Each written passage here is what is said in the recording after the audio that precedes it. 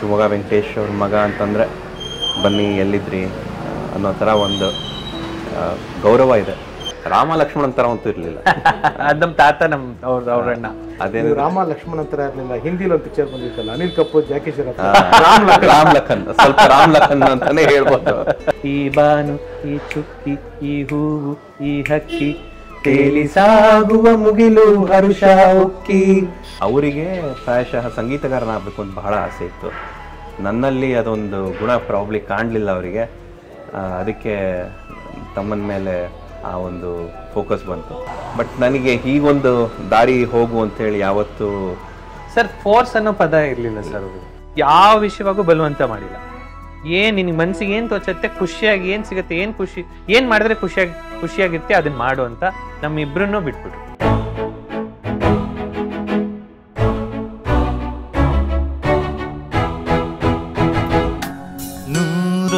ನೂರೊಂದು ನೆನಪು. ಸರ್, ಇವಾಗ ಒಂದು ಪ್ರಶ್ನೆ. ಇವಾಗ ಸಂಗೀತ ಕಲಿಬೇಕು ಅಂತವ್ರಿಗೆ ಎಲ್ಲವೂ ವಿದ್ಯೆನೇ, ಹಿಂದೂಸ್ತಾನಿನೂ ಅಷ್ಟೇ, ಕರ್ನಾಟಕ ಮ್ಯೂಸಿಕೂ ಅಷ್ಟೇ ಎಲ್ಲ.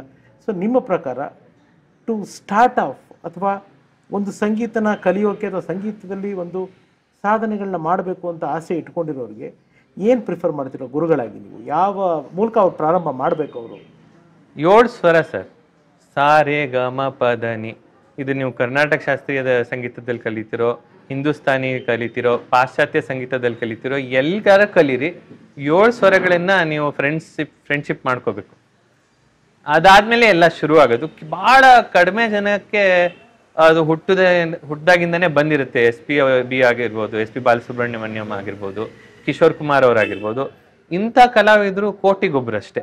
ಬಾಕಿಯವರು ನಮ್ಮಂಥವರೆಲ್ಲ ಸಾಧನೆ, ಸೇವೆ, ಸರಸ್ವತಿ ಸೇವೆ ಮಾಡಿಕೊಂಡು ಇದ್ರ ಹಿಂದೆನೆ ಬೀಳ್ಬೇಕಾಗತ್ತೆ. ಇವಾಗ ಅನ್ಯತಾ ಭಾವಿಸ್ಬೇಡಿ, ಯಾರು ನೋಡಿದವರು ಕೂಡ ದಯವಿಟ್ಟು ತಪ್ಪಾಗಿ ತಿಳ್ಕೊಬೇಡಿ. ರಿಯಾಲಿಟಿ ಶೋಗಳಲ್ಲಿ ಮಕ್ಳುಗಳು ಮುದ್ದಾಗಿ ಹಾಡ್ತವೆ. ಹೌದು, ಬಹಳ ಚೆನ್ನಾಗಿ ಹಾಡ್ತವೆ. ಹೌದು. ಆದ್ರೆ ಆ ಹಾಡಿನ ಹಿಂದೆ ಗೋಡೆ ಯಾಕೆ, ಅಥವಾ ಆ ಒಂದು ಸರಸ್ವತಿ ಹಿಂದೆ ಒಂದು ನೋವು ಯಾಕೆ?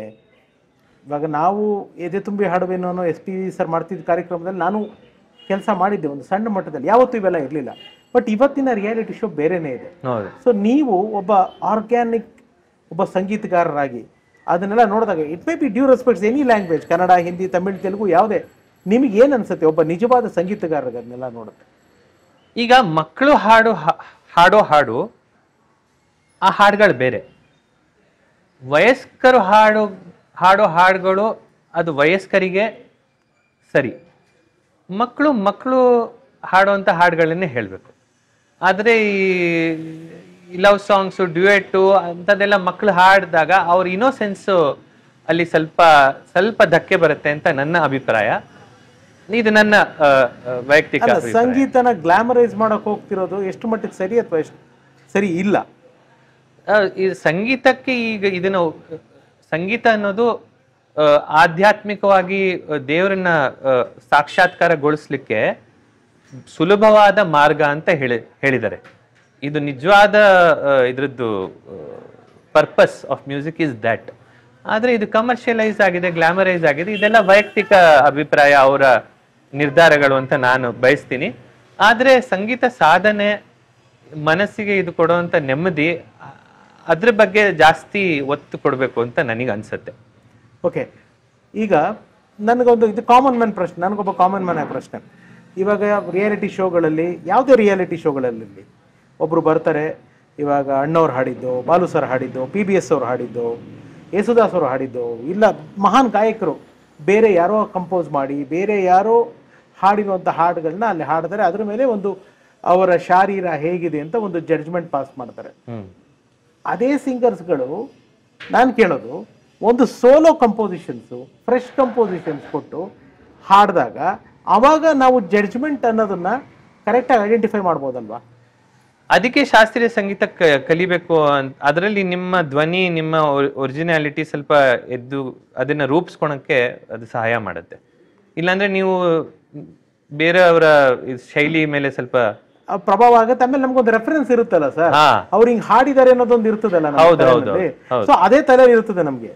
ಈ ಫ್ರೆಶ್ ಕಂಪೋಸಿಷನ್ ಅಂತ ಬಂದಾಗ ನಮ್ಮ ಕ್ರಿಯೇಟಿವಿಟಿ ಎಲ್ಲಿ ಆಲಾಪನ ಬಿಡಬೇಕು. ಹೌದು ಹೌದು ಹೌದು ಹೌದು ಅಲ್ವಾ? ಹೌದು ಹೌದು. ಎಸ್. ಇನ್ನು ನಮ್ಮ ವೆಂಕಟೇಶ್ ಸರ್ ಏನಾಗಿತ್ತು ಅವರಿಗೆ ಕೊಲೋನ್ ಕ್ಯಾನ್ಸರ್ ಆಗಿತ್ತು. ಅಂದ್ರೆ ಅಂದ್ರೆ ಇಂಟೆಸ್ಟೈನ್. ಹೇಗೆ ಅವ್ರಿಗೆ ಹೇಗೆ ಗೊತ್ತಾಯ್ತು? ಹೇಗೆ? ಮೋಸ್ಟ್ಲಿ ಅವರಿಗೆ ಮೋಷನಲ್ಲಿ ರಕ್ತ ಹೋಗ್ತಾ ಇತ್ತು, ಅವಾಗ ಅವ್ರಿಗೆ ಗೊತ್ತಾಯ್ತು. ಅದು ಬೇಗ ಅವರು ಗುಣಪಡಿಸ್ಬೋದಿತ್ತು, ಆದರೆ ಅವರು ಅಷ್ಟು ಅದಕ್ಕೆ ಇಂಪಾರ್ಟೆನ್ಸ್ ಕೊಡಲಿಲ್ಲ. ಅವರು ತೋರಿಸ್ಕೊಳೋ ಟೈಮಲ್ಲಿ ಆಗಲೇ ಐ ಥಿಂಕ್ 3rd 4th ಸ್ಟೇಜಿಗೆ ಬಂದಿತ್ತು ಅನ್ಸುತ್ತೆ. ಅವಾಗ ನಿಮಗೆ ನಮ್ಮ ಅಣ್ಣನೂ ಇದ್ದಾನೆ, ಅವನು ಸ್ವಲ್ಪ ಕ್ಲಾರಿಫೈ ಮಾಡ್ಕೊಳ್ಬೇಕಾದ್ರೆ. ಸೊ ಸ್ನೇಹಿತರೆ, ಮಾತುಕತೆ ಮುಂದುವರಿಸ್ತೀವಿ. ಈಗ ಇಲ್ಲಿ ನಮ್ಮ ನಿಶಾಂತ್ ಅವರ ಅಣ್ಣ ದೀಪಕ್ ಸರ್ನ ಕರಿತಾ ಇದ್ದೀನಿ, ನಮ್ಮ ಶಿವಮೊಗ್ಗ ವೆಂಕಟೇಶ್ ಸರ್ ಅವರ ಹಿರಿಯ ಪುತ್ರ. ಅವರೊಂದಿಗೆ ಕೂಡ ಒಂದಿಷ್ಟು ಅವರ ತಂದೆ ತಾಯಿಯ ನೆನಪುಗಳನ್ನ, ಅವರ ಜೀವನದ ಕಥೆನ ಕೇಳೋಣ. ಸೊ ಬನ್ನಿ ದೀಪಕ್ ಸರ್, ನಿಮಗೆ ಸ್ವಾಗತ. ನೂರೊಂದು ನೆನಪು. ಸೊ ಸ್ನೇಹಿತರೆ, ನನ್ನ ಜೊತೆಗಿದ್ದಾರೆ ನಮ್ಮ ಶಿವಮೊಗ್ಗ ವೆಂಕಟೇಶ್ ಅವರ ಹಿರಿಯ ಪುತ್ರ ಶ್ರೀ ದೀಪಕ್ ಅವರು. ಸರ್ ನಮಸ್ಕಾರ. ನಮಸ್ತೆ. Thank you so much. ಒಂದು ಆಪರ್ಚುನಿಟಿಗೆ ನಿಶಾಂತ್ ಅವ್ರಿಗೂ ಥ್ಯಾಂಕ್ಸ್ ಹೇಳಿದೆ, ಸೊ ನಿಮಗೂ ಥ್ಯಾಂಕ್ಸ್ ಹೇಳ್ತೇನೆ. ಆ್ಯಂಡ್ ಈ ಜಾಗದಲ್ಲಿ ನಿಮ್ಮ ತಂದೆ ತಾಯಿ ಜೊತೆಗೆ ಕೂತ್ಕೊಂಡು ಮಾತಾಡ್ತಿರೋದು ಇಸ್ಗೆ ಒಂಥರ ಇನ್ನೊಂದು ಎಕ್ಸ್ಟ್ರಾ ಖುಷಿ ಕೊಡ್ತಾ ಇದೆ. ಹೇಗಿದ್ದೀರಾ ದೀಪಕ್ ಅವರೇ? ತುಂಬ ಚೆನ್ನಾಗಿದೆ. ಏನು ಮಾಡ್ಕೊಂಡಿದ್ದೀರಾ ನೀವು ಆಸ್ಟ್ರೇಲಿಯಾದಲ್ಲಿ? ನಾನು ಒಬ್ಬ IT ಕಾರ್ಮಿಕ, ಇನ್ಫೋಸಿಸಲ್ಲಿ ಕೆಲಸ ಮಾಡ್ತೀನಿ. Very nice. ಸಡನ್ನಾಗಿ ನೋಡಿದ್ರೆ ನಾನು ನಿಮ್ಗೆ ಆಗಲೇ ಹೇಳಿದೆ, ಕ್ಯಾಮ್ರಾ ರೋಲ್ ಆಗೋಕ್ಕೆ ಮುಂಚೆ ನಿಮ್ಮ ತಂದೆ ಥರ ಕಾಣಿಸ್ತೀರಾ ಅಂತ. ಬಟ್ ನಿಮಗೆ ಹೇಳೋರು ನಿಮ್ಮ ತಾಯಿ ಥರ, ತಾಯಿ ಹೋಲಿಕೆ, ಅವರು ತಂದೆ ಹೋಲಿಕೆ ಅಂತನಾ? ಓಕೆ. ಬಟ್ ನನಗೆಲ್ಲೋ ಗಡ್ಡ ಮೀಸೆ ಸಡನ್ನಾಗಿ ಹಂಗೆ ಅನ್ನಿಸ್ತು. It was my very first impression. So ಹೇಳಿ, ಅಪ್ಪ ಅಮ್ಮ, ಮೊದಲನೇದಾಗ ಅಮ್ಮ ಅಂದರೆ ಏನು ಜ್ಞಾಪಕ ಇದೆ? ಅಮ್ಮನ ಮರೆಯೋಕ್ಕಾಗಲ್ಲ.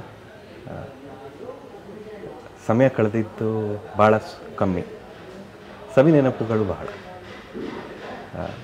ಈಗಲೂ ಅಮ್ಮನ ಬಗ್ಗೆ ತೀರ್ಥಹಳ್ಳಿನಲ್ಲೆಲ್ಲ ಹೋದರೆ ರತ್ನ ಗೀತಾ ಅಂಥೇಳಿ ಇಬ್ಬರು ಗಾಯಕರಿದ್ದರು, ಎಲ್ಲಿ ಹೋದರೂ ಪ್ರೈಸ್ ತೊಗೊಂಬರೋರು. ಸೊ ಅಮ್ಮ ಮುಂಚಿಂದನೂ ಅಪ್ಪನ ಜೊತೆ ನಾಟಕಕ್ಕೆ ಹಾಡೋದಾಗಲಿ, ಬ್ಯಾಕ್ ಸ್ಟೇಜಲ್ಲಿ ಹೆಲ್ಪ್ ಮಾಡೋದಾಗಲಿ ಎಲ್ಲ ಮಾಡೋರು. ಸೊ ನಾನು ನನ್ನ ಸಣ್ಣ ವಯಸ್ಸಿನ ಜ್ಞಾಪಕಗಳು ರವೀಂದ್ರ ಕಲಾಕ್ಷೇತ್ರ ಗ್ರೀನ್ ರೂಮಲ್ಲಾಗಲಿ, ಬ್ಯಾಕ್ ಸ್ಟೇಜಲ್ಲಾಗಲಿ, ಅಲ್ಲೊಂದು ಆಡಿಟೋರಿಯಂ ಇರ್ತಿತ್ತು, ಅಲ್ಲಾಗಲಿ ಎಲ್ಲರ ಜೊತೆ ಕಾಲ ಕಳೆದಿದ್ದೆ ಒಂದು ಸವಿ ನೆನಪು. ಅಪ್ಪ ಬಿಡಿ, ಅಪ್ಪನ ಬಗ್ಗೆ ಮಾತಾಡೋಂಗಿಲ್ಲ. ಅವರು ಇವಾಗಲೂ ಅವರ ಹೆಸರಲ್ಲಿ ಶಿವಮೊಗ್ಗದಲ್ಲಿ ಎಲ್ಲಿ ಹೋದರೂ ಜನ ಜ್ಞಾಪಿಸ್ಕೊಳ್ತಾರೆ.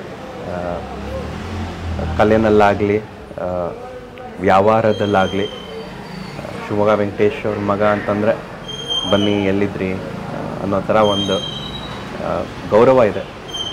ಅದಕ್ಕಿಂತ ಇನ್ನೇನು ಬೇಕು? ನಿಮ್ಮ ಅಣ್ಣ ತಮ್ಮ, ಆಗಲೇ ನಾನು ಕೇಳಿದೆ, ನಿಶಾಂತ್ ಅವ್ರಿಗೆ ಕೇಳಿದೆ, ನೀವು ನಿಮ್ಮ ಅಣ್ಣ ಹೇಗಿರ್ತಿದ್ರಿ ಅಂತ. ಅವರ ಆನ್ಸರ್ ಸಿಕ್ತು. ನಿಮ್ಮನ್ನು ಕೇಳ್ತಾ ಇದ್ದೀನಿ, ಹೇಗಿರ್ತಿದ್ರಿ ನೀವು ಅಣ್ಣ ತಮ್ಮ? ಸಣ್ಣ ವಯಸ್ಸಲ್ಲಿ ಹೆಂಗಿರ್ತಾರೆ ಅಣ್ಣ ತಮ್ಮಂದ್ರಲ್ಲ, ಒಂಥರ ಅದು ರಾಮ ಲಕ್ಷ್ಮಣ್ ಥರ ಅಂತೂ ಇರಲಿಲ್ಲ. ಅದು ನಮ್ಮ ತಾತ, ಅವ್ರ ಅಣ್ಣ. ಅದೇ ರಾಮ ಲಕ್ಷ್ಮಣ್ ಅಂತ ಇರಲಿಲ್ಲ. ಹಿಂದಿಲಿ ಒಂದು ಪಿಕ್ಚರ್ ಬಂದಿತ್ತಲ್ಲ, ಅನಿಲ್ ಕಪೂರ್, ಜಾಕಿ ಶ್ರಾಫ್, ರಾಮ್ ಲಖನ್, ಸ್ವಲ್ಪ ರಾಮ್ ಲಖನ್ ಅಂತಾನೆ ಹೇಳ್ಬೋದು. ಕರೆಕ್ಟ್. ಅದು ಒಂಥರ ಸವಿ ನೆನಪುಗಳೇ. ಇವನಿಗೆ ಎಲ್ಲೋದ್ರೂ ನನ್ನ ಸ್ನೇಹಿತರು ಕೇಳ್ತಾರೆ ಹೆಂಗ್ಯಾನೆ ನಿಶಾಂತ್ ಅಂತ. ನನ್ನ ಸ್ನೇಹಿತರ ಜೊತೆನೂ ಭಾಳ ಅವನಿಗೆ ಅನ್ಎಕ್ಸ್ಪೆಕ್ಟೆಡ್ ಥಿಂಗ್ಸ್ ಆಗೋಯ್ತು ನಿಮ್ಮ ಫ್ಯಾಮ್ಲಿನಲ್ಲಿ. ಯಾರ ಜೀವನದಲ್ಲೂ ನಡೀಬಾರ್ದು ಅವೆಲ್ಲನೂ ಆಗೋಯ್ತು, ಏನು ಮಾಡೋಕ್ಕಾಗಲ್ಲ. ಅದಾದಮೇಲೆ ನೀವು, ನಿಮ್ಮ ತಂದೆ, ನಿಮ್ಮ ತಮ್ಮ, ನಿಮ್ಮದೇ ಒಂದು ಮೈನ್ ಪಿಲ್ಲರ್ ನಿಮ್ಮಿಂದ ಫಿಸಿಕಲಿ ಮಾತ್ರ. Again I am telling you, ಅವರು ಎಮೋಷ್ನಲಿ ಯಾವಾಗಲೂ ನಿಮ್ಮ ಜೊತೆಗೆ ಇರ್ತಾರೆ, ಬಟ್ ಫಿಸಿಕಲಿ ಅವರು ದೂರ ಆದರು. ಆ 3 ಜನರ ಅಂದಿನ ಜೀವನ ನೆನೆಸ್ಕೊಂಡ್ರೆ ದೀಪಕ್ ಸರ್ ಏನು ಹೇಳ್ತೀವಿ? ನೆನಪುಗಳು ನನ್ನನ್ನು ಕೇಳಿದ್ರೆ 101 ನೆನಪು. 101 ನೆನಪು, ನಿಜವಾಗ್ಲೂ 101 ನೆನಪು. ನಾನು ಒಂದು ಹೇಳ್ಕೊಬೇಕು ಅಂದರೆ, ನಾಗಾಭರಣ ಅವ್ರದ್ದು ಒಂದು ಗೀತ ಮಾಧುರಿ ಅಂತ ಒಂದು ಕಾರ್ಯಕ್ರಮ, ಗೀತಾ ಮಾಧುರಿ, DD9 ಬರೋದು. ಸೊ ಅಪ್ಪ ಹೆಂಗೆ ಅಂತಂದರೆ, ಈಗ ಏನೋ ಆಗಬೇಕು ಅಂದರೆ ಆಗಬೇಕು. ನಾಗಾಭರಣ ಅವ್ರು ಬಂದಿದ್ದಾರೆ, ಅಪ್ಪಂದು ಒಂದು ಅದು ಗೀತಾ ಮಾಧುರಿ ಕನ್ನಡ ಕವಿಗಳ ರಚನೆಗಳನ್ನು ಒಂದು ಪಿಕ್ಚರೈಸ್ ಮಾಡ್ತಾರೆ, ಗೀತ ಸಂಕಲನ. ಹೌದು, ಭಾವಗೀತೆಗಳ ಮ್ಯೂಸಿಕ್ ವಿಡಿಯೋ ಅಂತ ಹೇಳ್ಬೋದು. ಹೌದು. ಆಗಿನ ಕಾಲದಲ್ಲಿ DD9 ಇದು ಪ್ರಾಯಶಃ ನಾನು SSLCಲಿದ್ದೆ, 99ನೇ ಇಸ್ವಿ. ಎಲ್ಲ ಬಂದಿದ್ದಾರೆ. ಆಗುಂಬೆನಲ್ಲಿ ಶೂಟಿಂಗ್ ಇದೆ, ಮಕ್ಕಳದ್ದು ಸಂಚಲನೆ, ದರಾ ಬೇಂದ್ರೆ ಅವ್ರದ್ದು, ಈ ಬಾನು, ಈ ಚುಕ್ಕಿ, ಲಕ್ಷ್ಮೀನಾರಾಯಣ ಭಟ್ರು.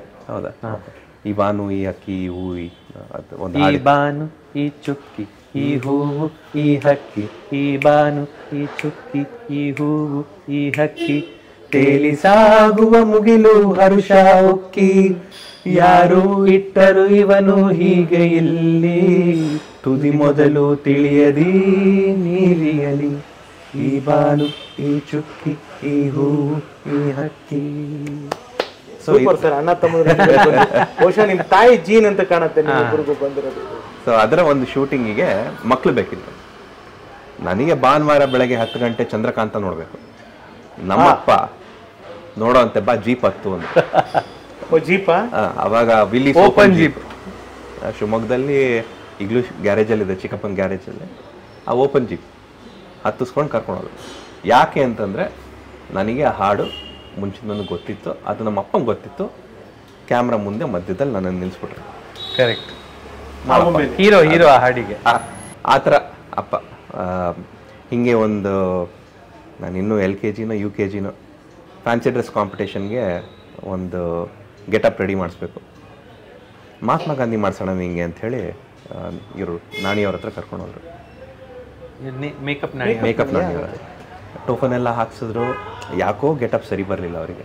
ಸರಿ ಬಾ ಒಂದು ನಿಮಿಷ ಕರ್ಕೊಂಡು ಹೋಗ್ತೀನಿ ಅಂಥೇಳಿ ಕ್ಷೌರಿಕನ ಹತ್ರ ಕೂರಿಸಿ ಫುಲ್ ಶೇವ್ ಮಾಡಿಸಿ, ಹೆಡ್ ಶೇವ್ ಮಾಡಿಸಿ, ಪೌಡರ್ ಹಾಕಿ ಇವಾಗ ಗೆಟಪ್ ಬಂತು ಅಂಥೇಳಿ ಕರ್ಕೊಂಡೋಗಿದ್ದು. ಹೇಳಿಲ್ಲ ಸರ್, ಡೇರಿಂಗ್ ಅಂದ್ ಒಂದೇ ಒಂದು ವರ್ಡ್ ಅವ್ರ ಬಗ್ಗೆ. ಏನು ಆಗ್ಬೇಕು ಅಂದರೆ ಆಗ್ಬೇಕು, ಅದರಲ್ಲೆಲ್ಲ ಡಿಫೈನ್ ಆಗ್ಬಿಡುತ್ತೆ.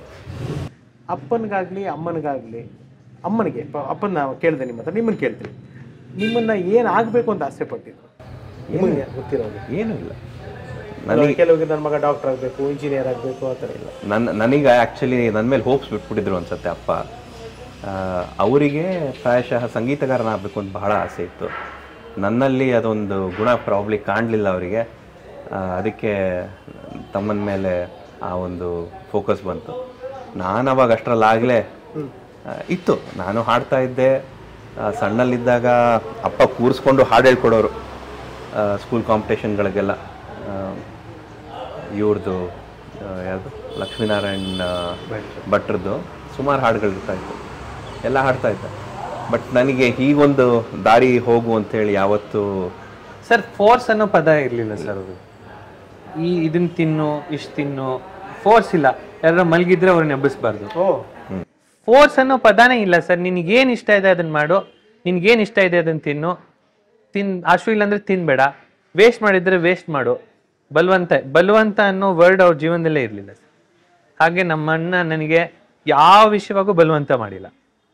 ನಿನಗೆ ಮನಸ್ಸಿಗೆ ಏನು ತೋಚತ್ತೆ, ಖುಷಿಯಾಗಿ ಏನು ಸಿಗುತ್ತೆ, ಏನು ಮಾಡಿದ್ರೆ ಖುಷಿಯಾಗಿರ್ತಿ ಅದನ್ನ ಮಾಡು ಅಂತ ನಮ್ಮಿಬ್ರನ್ನೂ ಬಿಟ್ಬಿಟ್ರು.